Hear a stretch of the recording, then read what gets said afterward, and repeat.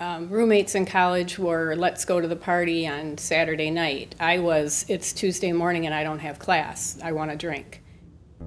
Welcome to another edition of Recovery Happens. I'm Patrick Patterson, Executive Director of BWROC. Today we have Kelly, who's here to offer hope and encourage recovery. Growing up as a child, I'll start with I was adopted as an infant into a family with two parents, no siblings. It was good. I have a lot of really fond memories of my first 5 years of life. I didn't realize then, but my adopted father came home from Vietnam. He had alcohol issues. But during that time, I loved it. I had fun. My mom worked midnights as a nurse. My dad used to let me get up and hang out with the guys and fetch beers and listen to music. And I have great memories of that. And then one day, my mom sat me down and said, there's a problem, and talked to me. And they were getting divorced. So that ended when I was about 5 years old. It was just my mom and I for a while. And then when I was about 7 years old, she met a wonderful man who went on to adopt me and became my father and raised me. He honestly was the most influential human being in my life, I would say. He loved me. I always felt loved as a child. But that time frame after my parents divorced, I remember feeling just alone. I felt empty. And I was sad. Even my aunts will talk about that even to this day. I was a sad child. My first experience as a child, going beyond the time that I spent as a young child with my first father, with alcohol, it started very early for me. By the time I was 12 years old, I had tried alcohol. I knew right away I loved it. I wanted more of it, and any opportunity I could get after that was, I took it. So probably by the time I was seventh grade, things changed a lot for me. By seventh grade, I had started junior high and a new friend specifically who was different from any other friend I'd ever met, and I started getting in trouble by the time I was 12, 13 years old. All kinds of things, sneaking out of the house, skipping school, stealing the family car, all the things. And I loved drinking. I tried marijuana, but alcohol was my thing. It just made me feel okay. Like the first time I ever drank, I was like, oh my gosh, it wasn't a drunk feeling. It was just I'm okay. Like all the things that I had felt before that felt uncomfortable disappeared. And I sought that, I always knew I drank differently because at gatherings, I was always last man standing, wondering why everyone was passed out drunk. I didn't seek out to get obliviated. I sought just the normal feeling, but with alcohol, I couldn't necessarily control that. Roommates in college were, let's go to the party on Saturday night. It's Tuesday morning and I don't have class. I want to drink. So I didn't even feel like I fit in there. I knew it was a problem for sure by 19. Like, I don't even want to say full-blown problem, but the difference. I knew I was different. I knew I drank different. To admit problem was a long time for me. It was years later that I could actually say this might be a problem. I do remember one time with my first husband, who was my high school sweetheart. I was probably 24, 25 years old. We were sitting together, and I remember asking him, do you think I have a problem with alcohol, with my drinking? And, we drink. And interestingly enough, when we met, when we were 16 and 17 years old, we intentionally stopped using drugs. We intentionally stopped hanging around with the bad people, the bad crowd. And it was just the two of us, and it felt normal. It felt okay. Because we thought we were making good choices for ourselves. It's alcohol, it's legal, so it must be all right. And I was able to go on for a lot of years. I graduated college with a nursing degree. I had two daughters. My husband and I had what appeared, I don't even want to say appeared, it felt like a normal life. A house, 2 cars in the garage. We both worked hard, raising our kids, loved each other. There was no stereotypical, or, fighting or negative consequences. We just were raising our kids and drinking a lot. My husband also worked midnights, so the habit of drinking in the morning became very easy for me. So for a lot of years, and I mean decades, I drank all the time, morning to night. If I woke up in the night, I drank. If I wasn't at work, I was drinking. And I can say I never drank at work, but with the level of tolerance I had to medicate to go to work and not suffer withdrawal. And that was happening in my 20s. I was taking benzos to, ward off withdrawal symptoms. There was so much dysfunction inside of myself, but such a level of denial because I had done this for so long, couldn't imagine doing it any other way, didn't think that other people drank like me, so I was different. This was just my lot in life. This is what I had to do.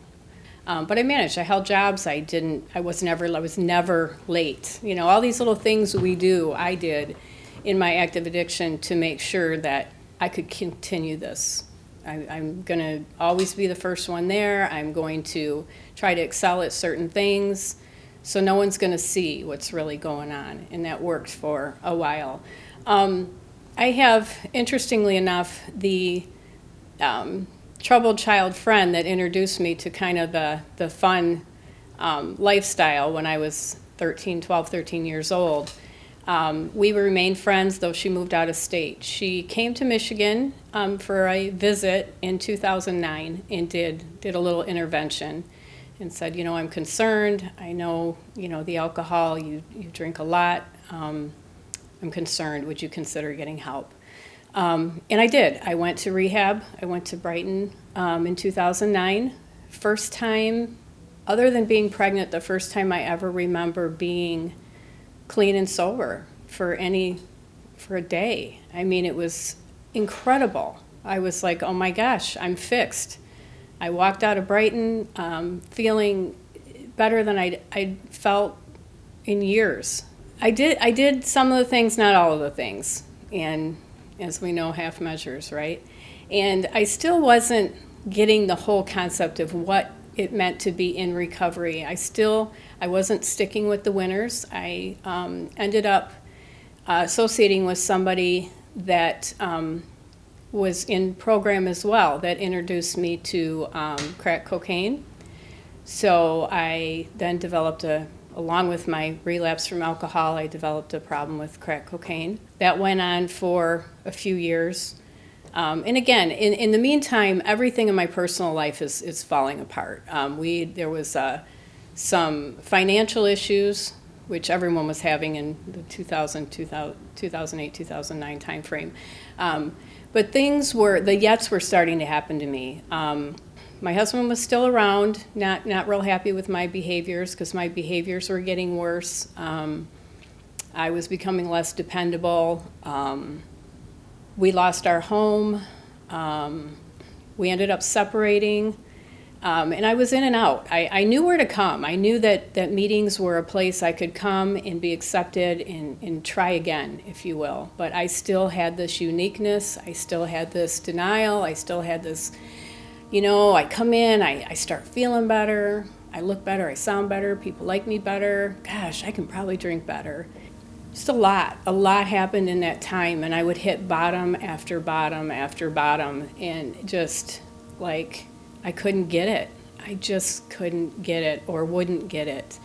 The relationship with my children declined. There wasn't trust there. It was terrible. I mean, it was a living hell. My best friend, not my best friend that got me in trouble in the first place, but my best friend from this area that I had known since junior high school. She was also a nurse. She actually died of alcohol-related problems too during that time frame. So it was a lot of loss. And through all of that, I still thought I was unique. I still thought I could beat this. I still thought I drank smarter, that I could handle this.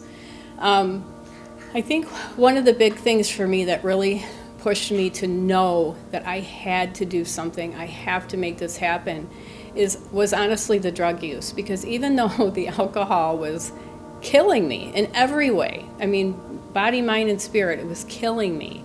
I would think about the drug use and the situations I would get myself into and how dangerous they were.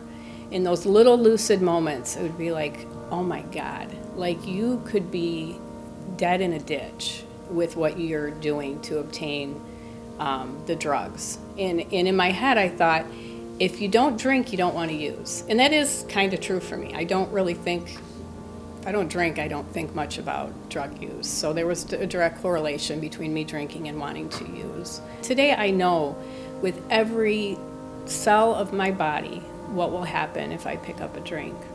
You know, I am blessed to have found a program that works when I chose to work it. You know, I've heard this phrase a lot, but I like it. God led me to AA, and AA led me to God, the God of my understanding. To be able to surrender, to be able to just, I can't. The I can't part was really hard for me, because everything else in my life that I've set my mind to do, I can do. I also know, looking back too, that I shied away from difficult things. I only really sought things that I was pretty sure I could accomplish. You know, all part of that, just holding it together, making it look good. You know, being a wife and a mom is something that I always wanted. I wanted that to work, you know, so bad.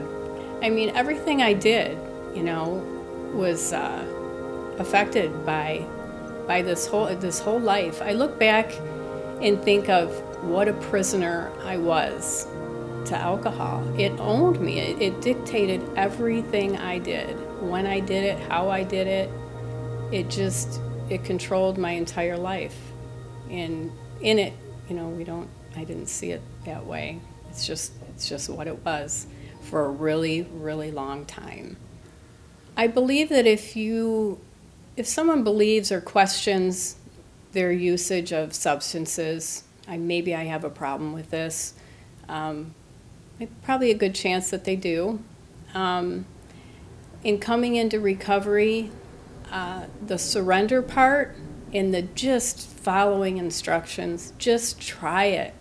There is nothing to lose, as we say in AA, and I've heard, you know, try it for 90 days, do it exactly as it's laid out, just try it. And, you know, if your life isn't better, we'll happily refund your misery free of charge, you know. I just was so reluctant and so stubborn. Don't be so stubborn. Try it. Just try it. It does work. It can work. I mean, I know it's such a whatever cliche statement, but if I can do it, anybody can do it, because I didn't do it alone. And realizing that we don't have to do it alone, realizing that it is a we program. We do it together. We have to rely on each other. We get to rely on each other. I love recovery.